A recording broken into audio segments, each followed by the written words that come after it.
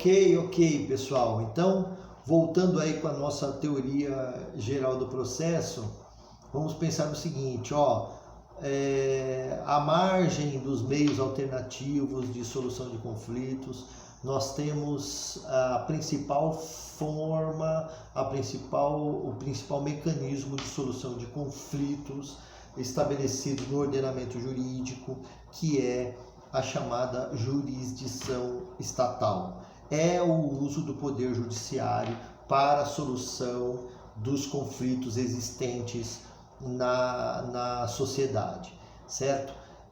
Então, pensando na jurisdição, nós estamos pensando numa heterocomposição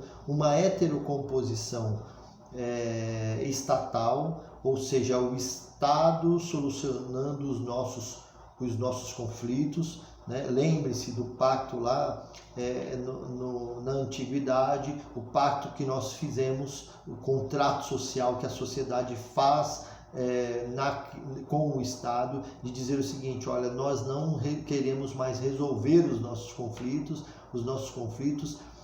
nós queremos ter um ente sobre nós que tenha o poder de decidir acerca dos litígios que lhe forem ventilados, certo? E aí, então, é do Estado a função precípua e obrigatória de trazer a pacificação social por meio da solução dos conflitos, ok? E a jurisdição, para a jurisdição estatal, para a solução desses conflitos, ela se utiliza de um instrumento, né? Ela se vale de um mecanismo, de um instrumento para poder dar essa resposta, esse respaldo para o jurisdicionado, para as pessoas da sociedade. E o instrumento adequado ou utilizado pela jurisdição para a solução dos conflitos é o chamado processo, né? Por isso nós afirmamos que processo é instrumento da jurisdição, ok? Então lembre-se disso, falou em processo, o que é processo? Processo é um instrumento da jurisdição, é a maneira pela qual a jurisdição traz a resposta, no caso concreto, para a solução de determinado conflito, de determinado litígio, né? O mecanismo de exercício do poder democrático estatal, sendo por meio dele constituído os atos jurisdicionais, é o instrumento da jurisdição. E aí cumpre também apor nesse momento que, em se tratando de processo, de instrumento da jurisdição, deve-se frisar que esse instrumento só é praticado, só é utilizado pelo Estado, regra geral, quando o Estado é provocado, né? A gente traz aqui à tona, então, o chamado princípio da inércia da jurisdição, certo? Por quê? Porque o processo ele se inicia por iniciativa das partes.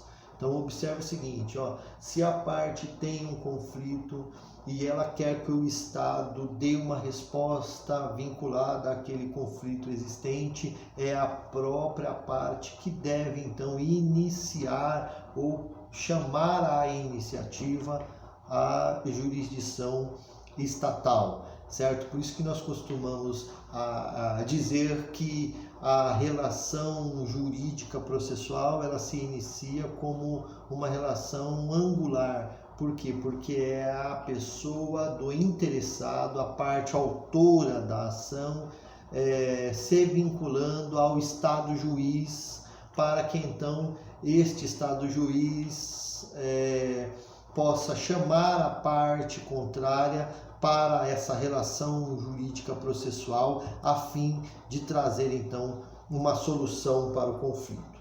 Tudo bem? Então, quando nós chegamos por exemplo, lá no fórum, vou em determinado ofício, uma determinada vara, e quero, mais da minha época, tá bom, pessoal?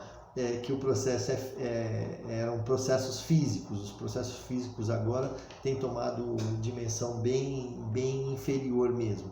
Mas então eu chego para analisar determinados documentos que constam ali daqueles autos. Então, o que eu estou pedindo para o serventuário da justiça não é o processo, eu quero fazer vista do processo.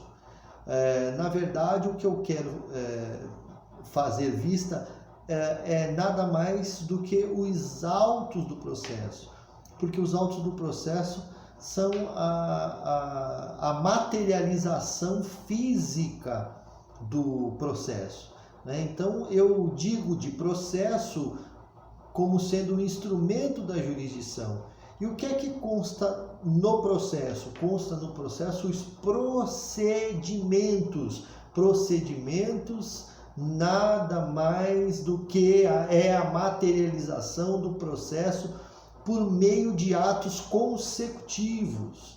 Então veja, a diferença entre processo e procedimento. Processo, instrumento da jurisdição. Procedimento, materialização do processo por meio de atos consecutivos que são praticados no processo. E autos do processo, aí sim é aquilo que fisicamente a gente consegue ter acesso, que é a chamada materialização física do processo. E perceba o seguinte, quando eu penso então em utilizar-me da jurisdição estatal por intermédio do processo, porque esse é o mecanismo que o Estado vai utilizar para dar a resposta, então eu estou pensando aqui em um exercício do direito, né? A gente pensa já no direito constitucional, né? É o direito de ação. Então eu, como jurisdicionado, tenho constitucionalmente garantido o direito de ação, o direito de acesso à justiça, né? Então é possível que eu adentre à justiça por intermédio desse direito que é garantido de forma constitucional, certo? Então, quando nós tratamos acerca do direito constitucional de ação, todo direito tem um dever, regra geral, não é isso? Então, vamos vincular esses dois. Olha, eu tenho o direito de ação e o Estado tem o dever de prestação desta tutela jurisdicional. Tá? Não esqueça disso. Então, o meu direito de ação está vinculado ao dever de prestação jurisdicional que o Estado tem.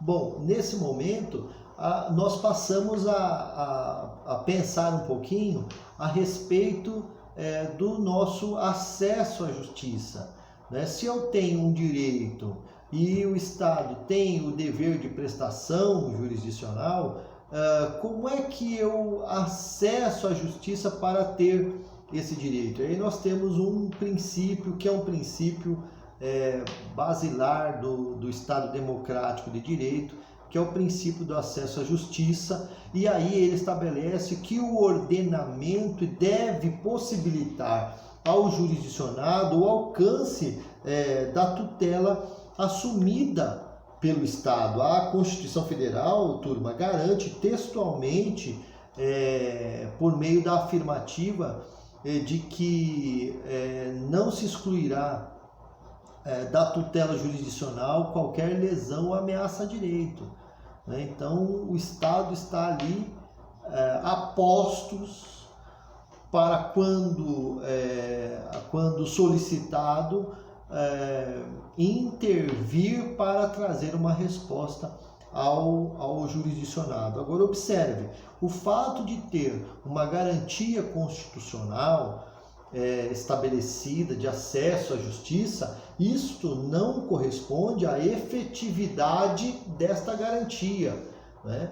É preciso lembrar que para que haja o acesso à justiça, a sua efetividade, o Estado deve propiciar mecanismos para tal, né? Então, o fato de ter na norma estabelecido o direito, isto precisa ser materializado por meio de condições de acesso à justiça, né? E aí nós pensamos em alguns entraves que podem dificultar aí o acesso à justiça, né? Então, se nós pensarmos em entraves não jurídicos, eu estou pensando, por exemplo, na condição de pobreza, na ausência de informação. Vejam, são dois fatores sociais que, a certa medida, acabam por dificultar o jurisdicionado, o indivíduo, a pessoa, de ter aí o acesso à justiça. Se eu pensar num entrave jurídico, eu posso pensar, por exemplo, em custas ou despesas processuais